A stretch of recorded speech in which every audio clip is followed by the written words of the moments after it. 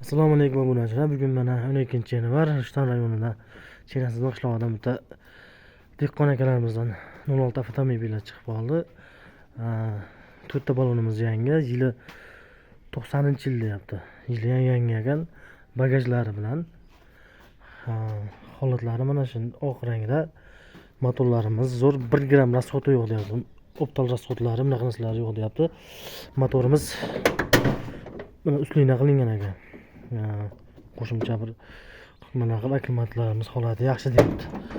Salon qismlarimiz xo'p. Mana salon qismlarimiz yaxshi bir holatda, akkuratni. Avto sistemamiz yo'q. Xo'p, eshiklarimiz, eshikkalari zo'r, polik chexol bo'lgan. Mashinamizning bu tomondan ko'rinishlari mana mashinamiz gaz balonlari, temir balon gazda. Zapaska balon, temir balon, gaz 2030-yilgacha ruxsatlari bor deyapti. Mashinamizning holati dehqon akalarga bir xizmat qilish uchun, bir dalaga, bir o'zimni xizmatimga bilaman deganlarga bemalol aloqaga chiqaverasizlar pastdagi raqamlarga. Holatimiz yaxshi. Sizlar bitta kalit kod deyapti.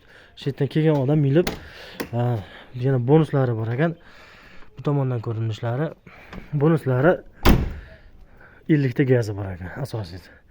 Mana pasportimizni ko'rsatamiz. Yili 2000 orqa tomonida mana 90-yil. Xo'p, GPP bosilgan, gazlashtirilgan mashinalar barcha dokumentda muammo yo'q ekan.